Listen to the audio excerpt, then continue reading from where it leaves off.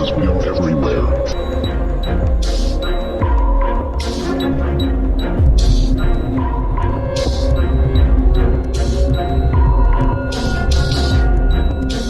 We do not forgive. We do not forget. Expect us.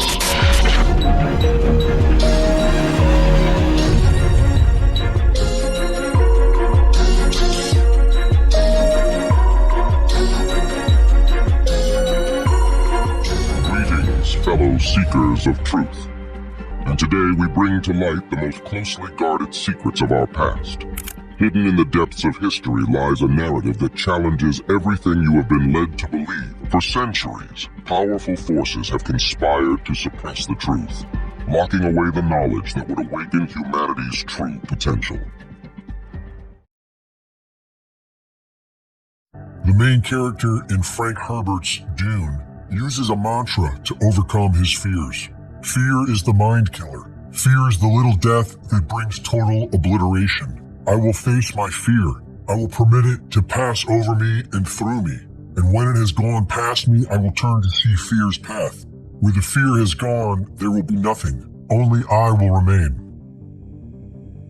And from the book of Psalms, even though I walk through the valley of the shadow of death, I will fear no evil. For you are with me. Your rod and your staff, they comfort me. Fear is natural, but to dwell there only breeds despair. The power of our free will is most pertinent in the mind, where we have sway over our thoughts, focus, and decisions. Staying positive isn't just for restorative retreats on the beach. It's the solution to every problem we face. Even under the highest stress, the military is trained to maintain esprit de corps at all levels. A common spirit of a group, inspiring enthusiasm, devotion, and honor for that group. Positive feelings prevail in every endeavor, including battle. Artificial intelligence seems to understand this as well. In Cliff High's recent Shadow Wars, AI program ChatGPT was prompted to help develop a story about a world that has been ruled for thousands of years by a non-human species that hides in the shadows and uses media, government, and education to brainwash the masses and control them with fear.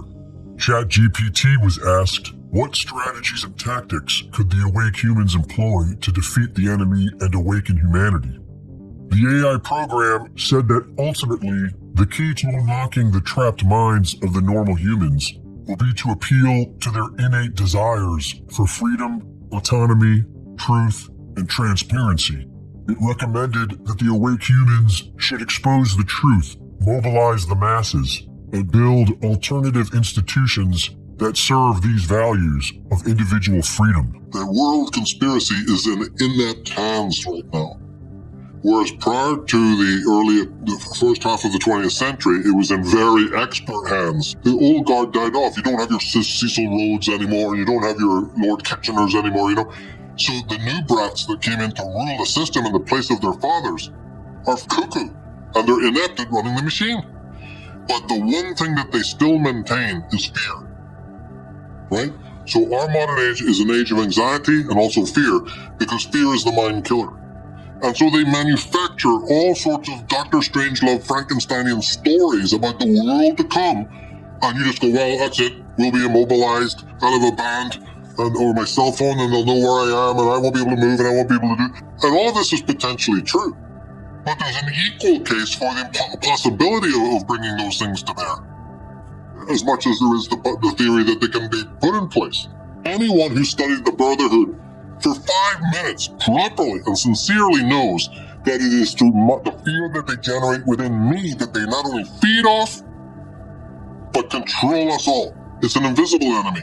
The other stuff, at least, maybe I can do something about that, or move to the country, or, so the human race might rise up and might. But while I'm waiting for that, I'm drowning in psychological terror.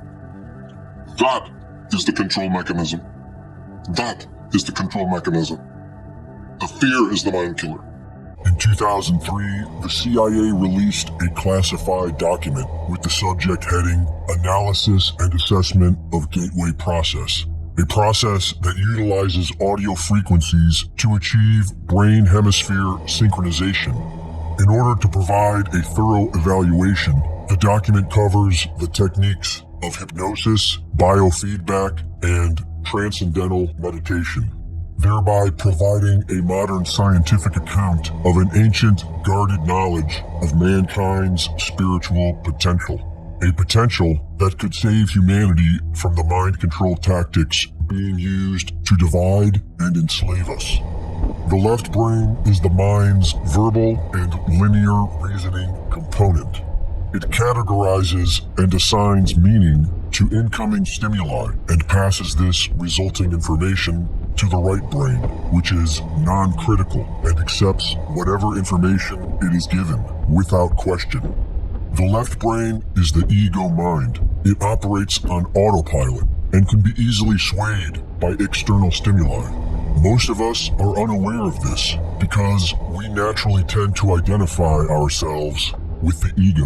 We think that the ego is who we are, but in fact, it is just a part of our mental processing.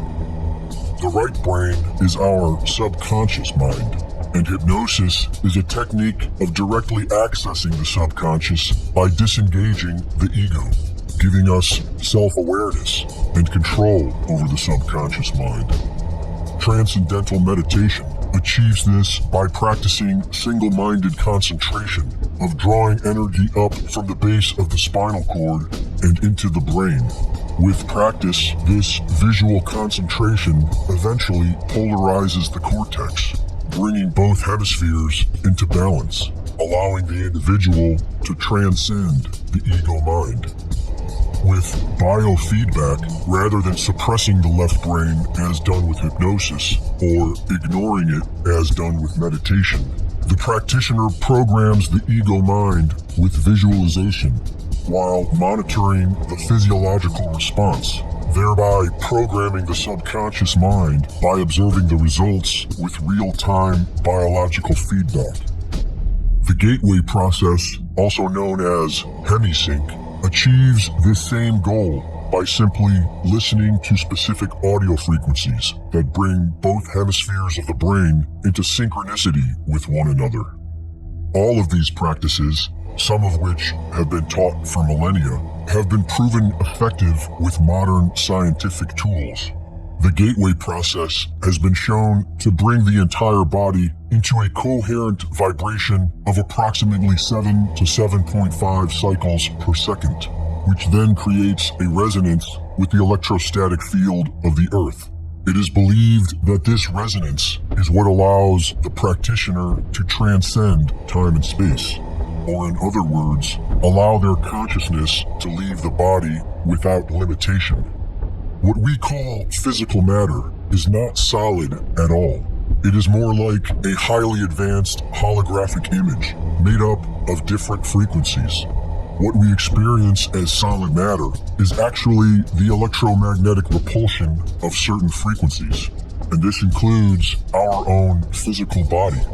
And so it is believed that the reason these practices work is because our consciousness is not being generated by our bodies, but rather our bodies are being generated by our consciousness.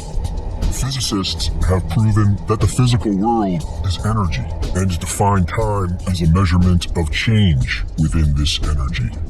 In order for energy to take form, it needs to be limited to a specific vibration. Energy at rest is uniformly extended without limit. It is everywhere at once. This is why humans are able to remote view, which is a term used by the military for their psychic training protocol, wherein they teach an individual to transcend space and time in order to gather information remotely. And this is how Mr. Guy Savelli was able to drop a goat from 100 feet away with his thoughts. But most importantly, the suppression of this knowledge is how the government is able to program your subconscious mind for you, without you even knowing it, and control what you perceive to be reality. Click follow and stay in touch. May life bless you.